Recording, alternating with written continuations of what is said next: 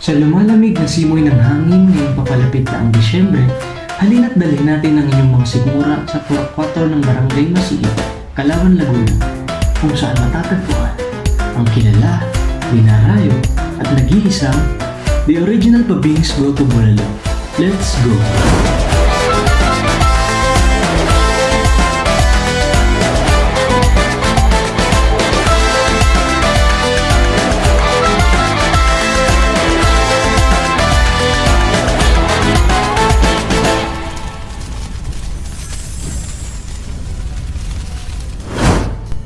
Goto ba ang hanap mo?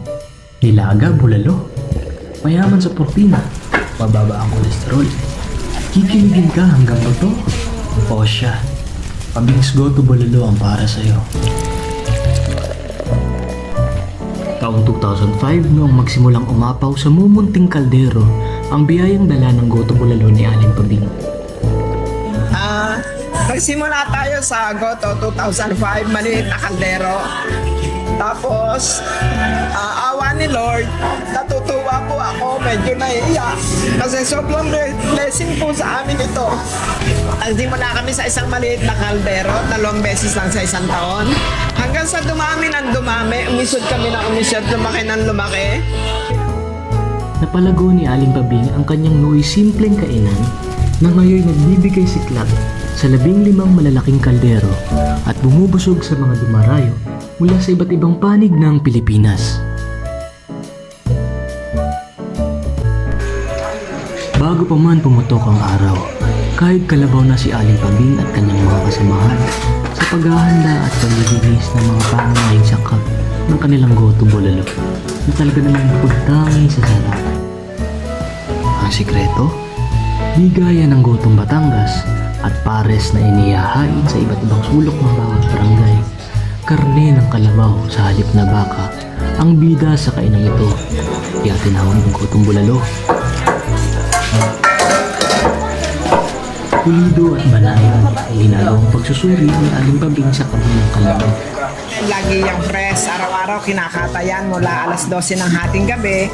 So pagka nakatay nila, dadalhin nila dito sa amin, lilinisan, aalisan ng taba, isasalang. At habang kumukulo siya, tinatanggalin pa rin namin ang sebo kasi for safe ng mga customer. At para pag kinain nila, wala itong sebo. At inaalagaan din naman namin ang customer. Kasi kung hindi namin yan inalagaan, hindi dadami ng ganito karami ang aming customers at darayuhin niya na kung saan nga nang gagaling. Agaw pansin din ang mga stickers na nakadikit sa board na galing pa sa mga dumarayong motorista, nagbibisikleta at vloggers na ginagawang pampawi ng pagod sa pagbabiyahe ang bawat subo ng Pabings Goto Bulalo. Kaya naman lubos na nagagalak si Aling Pabing at kanyang pamilya na makitang bumubuo ng iisa at matibay na pagkakakilanlan ang mga customers na siya ring nagbubuklod-buklod sa nalikha nitong komunidad. Halos buong Pilipinas na yung mga stickers na yon. Kasi kung tutusin, 2 blackboard na yung naalis namin, puno na. So mga 5 blackboard na sa ngayon yung mga nadikita ng mga stickers na mga parokyanong dumadayo mula kung saan saang lugar. Kasing init ng inihahaing Anli Sabaw ang pagtanggap at pag-alaga ni Aling Pabing sa mga parokyano, mapalukal man o sa amang panig ng bansa. Dahil bukod sa masarap na pagkain, panalo rin ang serbisyong hatid ng kainang ito.